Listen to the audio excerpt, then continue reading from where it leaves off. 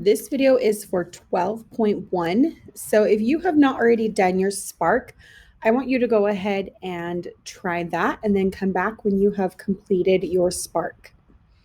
So today we are going to be working on finding the formula for parallelograms and then using that formula to find what the area is and missing sides. So at the end of the day, if you are able to find the area, that is a 3, that's what we're looking for. Then if you can go up above and find, when you're given the area, the missing side, so working backwards, that's a 4. If you can find the area of a rectangle is a 2. And then identifying, if you can just tell me what the length of the side is, looking at the picture, is a 1. So we're going to try to solve for area of a parallelogram today using the formula. If you can find the missing side, then that's a 4. So I'm not going to do the Spark quite yet. There's a few things I want to talk about, and then I'm going to share my answer to the Spark here. So a quadrilateral is a polygon with 4 sides. So quad means 4, has 4 angles, 4 sides. Everything about it is parallel. And so we want to find the parallelogram. So parallel sides on top and bottom and sides. So over here is a true parallelogram in green. And over here in this blue color, we have a rectangle. How are the parallelogram and the rectangle related to each other? So I noticed they both have 4 sides. They both have 4 angles. They're closed in. Their tops are both parallel. Their sides are both parallel. So even though the parallelogram is slanted and the rectangle is 90 degrees. So I would say that's their biggest difference, is that the parallelogram has not 90-degree angles and the rectangle has 90-degree angles. So this rectangle is a parallelogram, but the parallelogram is not a rectangle. So let's turn this parallelogram. How can we turn this into a rectangle? They're very similar. So I notice if I just take one side off here, I can add it right over here. Now it's a rectangle, so they are the same. So parallelograms and rectangles are very similar. One's just slanted, one's straight up and down. So now I'm going to talk about that Spark question here. So it tells us that tabletops in a restaurant are either parallelograms or rectangles, and they have the same distance between their opposite short parallel sides. So they both are 14 on the top and bottom, and their approximate side lengths are shown. So here we have 9.9, and this is 7, and it's asking us, are these areas the same? So I can see here that these actually, that is a really fat line that it chose to draw. So I can see that this top and the bottom, let me line up with each other. So they are actually the same height. I can take this rectangle here, parallelogram, and I can cut down the height of it, move this piece right over here. Will fit right here. And their heights are the same, and they're both from corner to corner, 14. So I'm going to say yes, these are the same. So let's jump into task 1 now. So the formula to find the area of a rectangle is length times width equals area. So we take all of the lengths times it by the width. That gives us how many squares are inside of that area. So knowing that information, what do you think the formula for a parallelogram would be? So we call them a few different things. Instead of having a length, we have a base. That's what it sits on. We have sides. These here are called sides when they're slanted sides. And then we have a height here, and our area is at the inside. So what do you think the formula for a parallelogram would be to find its area? So it is actually base times height, because we can move this piece over here and make this rectangle. So we take our base and our height. So this side is not actually helpful when we are finding the area.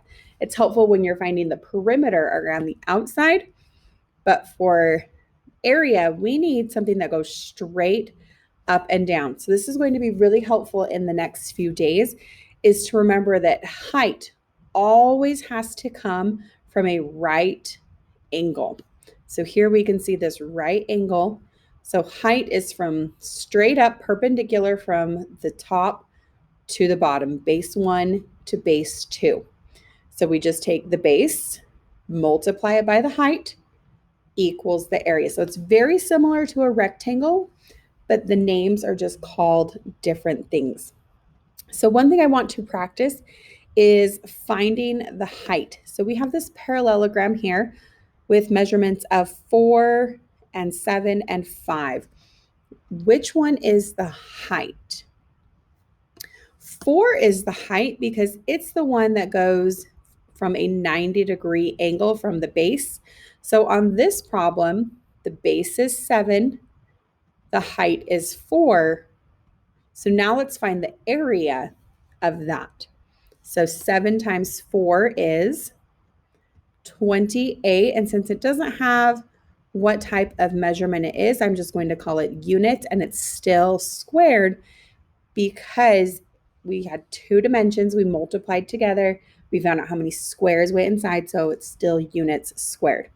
So let's try this parallelogram over here. So first, identify the base. So our base is 6. And now we want to identify the height. So 8 is the height. 8 is the number that goes straight up and down.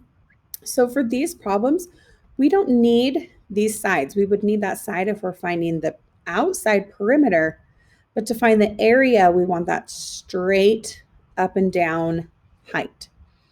So finding the area, 6 times 8 is 48 units squared. So go ahead and complete task 1 and then come back when you are ready to do task 2. Task 2 tells us that a floor is made up of parallelogram shaped tiles. They each have a base length of 8.5. So 8.5 is the base, and the height is 3.5. So we know base and height. We want to find the area. So a couple questions here. So first, what is the formula to find the area of a parallelogram? So think back to what we just talked about. That formula is base times height, or BH, equals the area. So we know our dimensions are here because it told us in the problem. Base is 8.5, height is 3.5. So now we're going to substitute what do we know into the problem. So we know that the base is 8.5, and we know that the height is 3.5. And when I multiply those together, that will equal the area. So go ahead and do 8.5 times 3.5. Remember, you have 2 decimal places, so you'll want to move it 1, 2 places when you are finished. So go ahead and complete task 2 to find the area of this one tile there. Remember, it's going to be inches squared because we multiplied by 2 dimensions, the base and the height. Hey, task 3 tells us that the Louvre pyramid, so yes, I know there's Louvre, but they say Louvre. So the Louvre pyramid has a square base. So the bottom of this pyramid is a square. So under here, we could see that this is a square. So that means all of the sides are identical to each other. so it's a square with sides of 35 meters. So every side is 35. We want to find the area in square meters. So before we do that, how are squares and rectangles related? So let me draw one out here. So we have this rectangle and we have a square. They both have four sides. They both have four angles. They both have four 90-degree angles. So the only difference is that the square has all four sides have to be equal, and a rectangle can or it cannot. So this is a rectangle, technically. A better name for it's a square. This is not a square. So this is a rectangle can be or a square can be a special rectangle. So it's just special. So it has a special name, which is square. This cannot be a square though, because the sides are not all the same. So knowing that to find the area, length times width for a rectangle, and sides have equal sides, we're going to call those S. Sorry, my dog is going crazy. Come here. Come here. Come on. Oh, say hi. Say hi, Lloyd. This is Lloyd, and he is just learning some math today too. Okay. Okay, so we've got our area for a rectangle is here, and we know every one of these sides are S. So using that, we would do length times width is area for a rectangle. So the length stands for a side. So this is really a side. And we're going to multiply it by the exact same thing. So we could shorten up this equation. S times S is really S squared. If I write out S squared, S times S. So now let's use that to solve for the Louvre area. So the Louvre, what does S equal for the Louvre? So every side was 35. So we're going to plug that into our problem.